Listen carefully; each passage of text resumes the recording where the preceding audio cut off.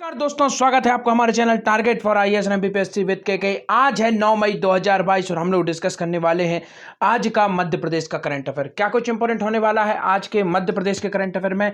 जैसे कि दोस्तों मैंने आप लोगों को बताया था, महिला जो कि वीमेंस हॉकी मध्य प्रदेश के भोपाल में चल रही है, उसमें दोस्तों जीत दर्ज की है हमारे मध्य प्रदेश ने। तो प्रथम जीत मध्य प्रदेश ने ही दर्ज की है। तो किसको हराकर मध्य प्रदेश ने दर्ज की है प्रथम जीत। इसके साथ ही साथ में हम यहाँ पर देखेंगे 2022 का एक डाटा निकल कर आया है और इसमें मध्य प्रदेश का लिंगानुपात बताया गया है। जी हां दोस्तों, अभी तक सबको हमारा पुराना ही डाटा चल रहा है, सभी को वही याद है, परंतु नया डाटा भी आया है और अगर यह नया डाटा पूछा जाता है तो you will be confuse. That is why आज हम इसको यहाँ पर डिस्कस करने वाले हैं। इसके साथ ही साथ तो चलिए शुरू करते हैं। हमारा आज का करंट अफेयर काफी कुछ इंपॉर्टेंट है, तो चलिए देखते हैं हमारा पहला क्वेश्चन। 12वीं hockey India senior women national championship 2022 में मध्य प्रदेश ने किस राज्य को हराकर दर्ज की पहली जीत। काफी अधिक इंपॉर्टेंट है, तो देखते हैं। आपका ऑप्शन नंबर 1 है बिहार, छत्तीसगढ़, झारखंड या फिर आंध्र प्रदेश। इसका राइट आंसर क्या है? इसका राइट आंसर है दोस्तों बिहार। काफी अधिक इंपॉर्टेंट है, इसको आपको याद रखना है। बिहार को हराकर मध्य प्रदेश ने 12वीं हॉकी जो सीनियर वुमेन्स चैंपियनशिप में इसमें जीत हासिल की है। मध्य प्रदेश का जो वीमेंस हॉकी एकेडमी है यह कहां पर है? ग्वालियर में है। इसको आपको याद रखना है, 2006 में से स्टैब्लिश किया गया था। इसके साथ ही साथ आपको याद रखना है दोस्तों कि मध्य प्रदेश की 2016 में ही क्रिकेट एकेडमी की स्थापना कहां पर की गई थी? शिवपुरी में। और यह पुरुष क्रिकेट एकेडमी थी जिसकी स्थापना 2016 में की गई थी, परंतु महिला क्रिकेट एकेडमी की स्थापना भी शिवपुरी में ही की गई थी। और यह दोस्तों मध्य प्रदेश ही नहीं बल्कि भारत की प्रथम महिला क्रिकेट एकेडमी थी जो कहां पर है? शिवपुरी में। और इसकी स्थापना कब की गई थी? 2022 यानी कि इसी वर्ष। तो इसको बहुत ही अधिक इंपॉर्टेंट हो जाता है, याद रखिए। इसके साथ ही साथ में आपको याद रखना है तीरंदाजी एकेडमी कब स्टैब्लिश की गई थी? 2013 में की गई थी। कहां पर की गई थी? जबलपुर में। दोस्तों अभी हाल ही में एमपीपीएससी के पेपर में यह पूछ लिया गया था, तो इसको भी आपको याद रखना है। जबलपुर में इसकी स्थापना की गई थी। इसके साथ ही साथ में हमेशा मैं आप लोगों को बताता हूं, भोपाल को क्या कहा जाता है? हॉकी की नर्सरी कहा जाता है। और यह जो 12वीं नंबर की सीनियर वुमेन्स हॉकी एकेडमी है यह कहां पर आयोजित की जा रही है? भोपाल में ही की जा रही है। मध्य प्रदेश की पुरुष हॉकी एकेडमी कहां पर है? भोपाल में ही है।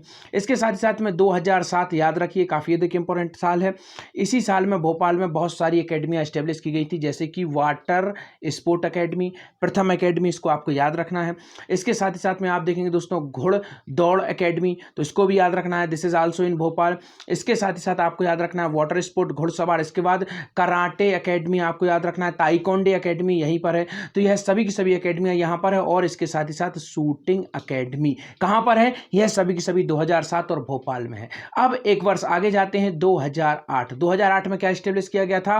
होशंगाबाद, जिसे हम लोग नर्मदापुरम के नाम से भी जानते हैं, यहां पर की गई थी दोस्तों तैराकी एकेडमी। इसको याद रखिए, काफी अधिक इंपॉर्टेंट है तैराकी एकेडमी। इसमें आप ट्रिक भी बना सकते हैं कि सबसे अधिक जो नहरें से सिंचित क्षेत्र है वह होशंगाबाद ही है, तो उससे आप लिंक कर लीजिए कि यहाँ पर होशंगाबाद है, वहीं पर तैराकी एकेडमी है। तो इसको भी आपको याद रखना है। इसके साथ ही साथ आपको याद रखना है रानी ताल स्टेडियम है एक, यह कहाँ पर है? जबलपुर में है।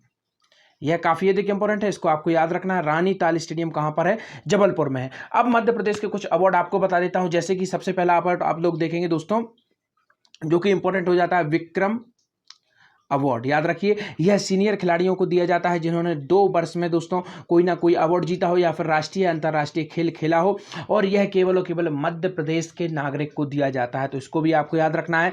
मध्य प्रदेश के मूल निवासी, स्थायी निवासी को दिया जाता है विक्रम अवार्ड। इसकी स्थापना कब हुई थी? 1990 में।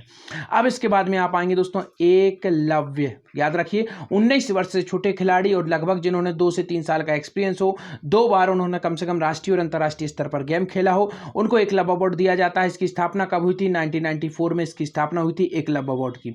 इसके बाद में आप लोग देखेंगे दोस्तों विश्वामित्र। एकलव्य अवार्ड भी दोस्तों आपको याद रखना है विक्रम अवार्ड की ही तरह मध्य प्रदेश के निवासियों को दिया जाता है, परंतु विश्वामित्र अवार्ड खेल प्रशिक्षकों को दिया जाता है और इसमें कोई बाउंडेशन नहीं है, यह मध्य प्रदेश के बाहर के लोगों को भी दिया जा सकता है। और इसकी स्थापना कब हुई थी? 1994 में ही।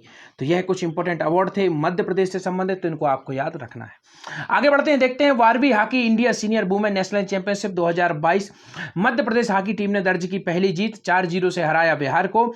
12वीं hockey senior women's national championship में मध्य प्रदेश ने पहले मैच में बिहार को 4-0 से हराकर पहली जीत दर्ज की है। शनिवार को खेले गए मैच में मध्य प्रदेश हॉकी टीम की ज्योति पाल ने खेल शुरू होने के पहले मिनट में ही पहला गोल दागकर 1-0 से बढ़त बना ली है। खेल के 21वें मिनट में सीमा वर्मा ने पेनल्टी कॉर्नर से दूसरा गोल किया। मध्य प्रदेश टीम की परसू सिंह परिहार ने 23वें मिनट में फिर से पेनल्टी कॉर्नर की मदद से टीम के स्कोर को 3-0 पर ले आई।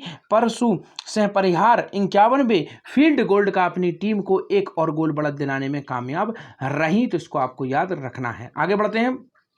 लक्ष्मी योजना 2.0 का शुभारंभ कब किया जाएगा? काफ़ी अधिक इंपॉर्टेंट यह योजना है दोस्तों। लाडली लक्ष्मी दिवस कब मनाया जाना है? पहले 2 को मनाया जाना था, 2 मई को।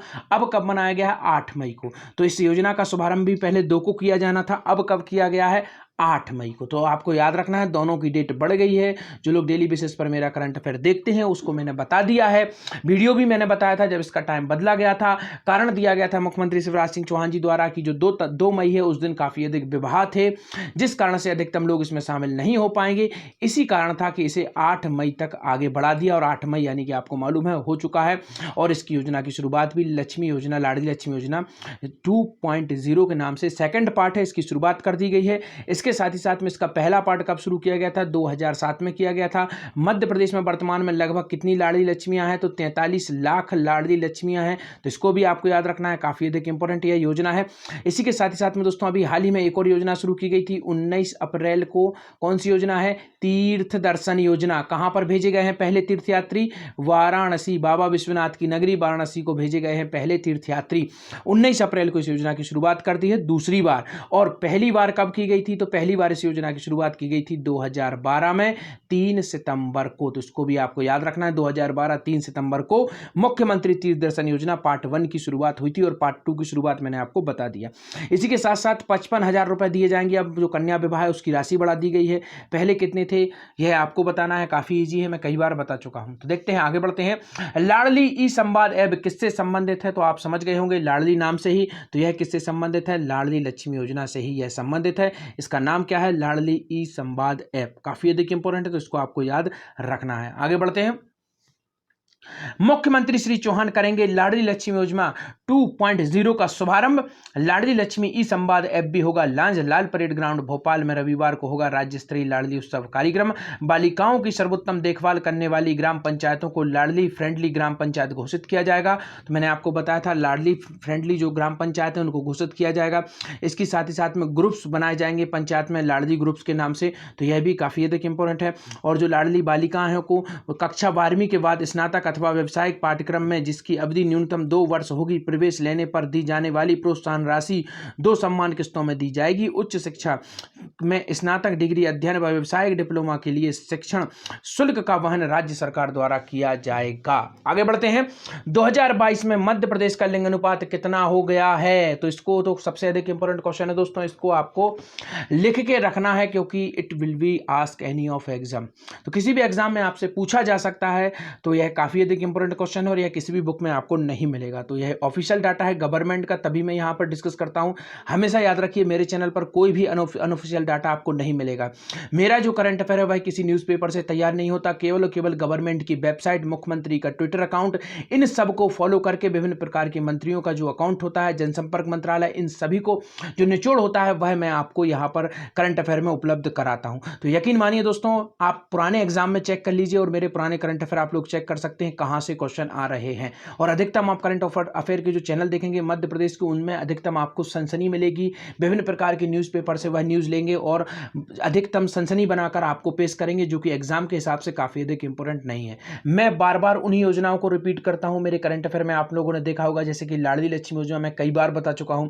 जैसे कि मैंने आप लोगों को पिछले वर्ष, काफी लोगों ने जो लोग काफी पुराने समय से मुझसे जुड़े हुए हैं उनको मालूम होगा, पिछले वर्ष मैंने लगातार लोगों को रीवा परियोजना के बारे में काफी बार बताया था, काफ़ी सारे स्टूडेंट तो कमेंट भी करने लगे थे कि सर बार बार आप इसके बारे में क्यों बता रहे हैं, और आप लोग यकीन मानिए एमपीपीएससी में सीधा क्वेश्चन आ गया था कि जो मध्य प्रदेश के किस जिले में 750 मेगावाट की सौर ऊर्जा का उद्घाटन किया गया है। तो इस तरीके के क्वेश्चन मैं आपको बार बार इसलिए बताता हूं क्योंकि दोस्तों गवर्नमेंट के पास कुछ गिने चुने ही टॉपिक होते हैं और उनसे ही क्वेश्चन बनने के अधिक चांस होते हैं, ना कि विभिन्न प्रकार की सनसनी के माध्यम से। तो यकीन मानिए दोस्तों इन करंट अफेयर को आप फोकस रखिए और यही आपके एग्जाम में पूछे जाएंगे, इसकी मैं गारंटी लेता हूं। तो चलिए यहां पर देखते हैं 2022 में मध्य प्रदेश का लिंगानुपात कितना हो गया है।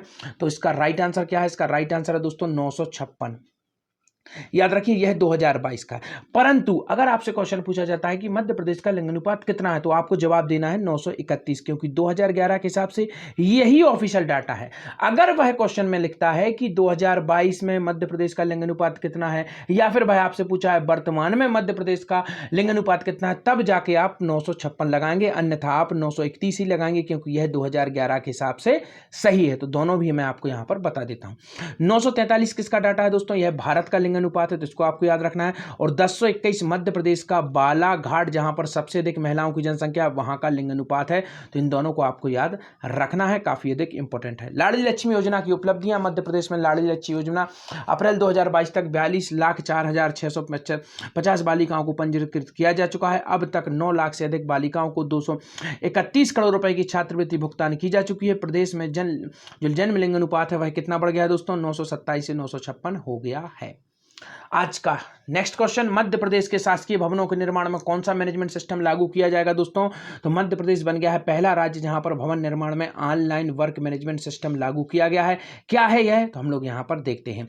शासकीय भवनों के निर्माण में ऑनलाइन वर्क मैनेजमेंट सिस्टम लागू होगा। शासकीय विभाग ऑनलाइन देख सकेंगे अपने भवनों की प्रगति। और यह किस निगम की पहल है? तो लोक निर्माण विकास भवन की है पहल है। आज के आपके क्वेश्चन, मध्य प्रदेश पिछड़ा वर्ग आयोग के अध्यक्ष कौन है? सेकंड आपका क्वेश्चन, एमपी स्टार्टअप नीति का शुभारंभ किस दिनांक को किया गया और किस शहर से किया गया? इसका जवाब भी आप देंगे। और किसके द्वारा किया गया? इसका जवाब भी आप लोग देंगे। काफी easy, I hope you will definitely give answer. और टेलीग्राम चैनल को जिसने भी ज्वाइन नहीं किया है जरूर से जरूर ज्वाइन करिए, क्योंकि टेलीग्राम चैनल पर आपको मिलेगा मध्य प्रदेश के पूरे अवार्ड, चाहे पद्मश्री अवार्ड हो, कालिदास अवार्ड हो, तानसेन अवार्ड हो, साहित्य अकादमी अवार्ड हो, यह सभी के सभी आपको टेलीग्राम चैनल पर मिलेंगे। इसके साथ ही साथ में टेलीग्राम चैनल पर आपको 2021 का पूरे साल का मध्य प्रदेश के करंट अफेयर की फ्री ऑफ कॉस्ट पीडीएफ मिल जाएगी। एक जिला एक उत्पाद की पीडीएफ मिल जाएगी। तो thank you so much watching this video, और जरूर से जरूर टेलीग्राम चैनल को ज्वाइन करिए। This is very very beneficial for you. Thank you so much watching this video.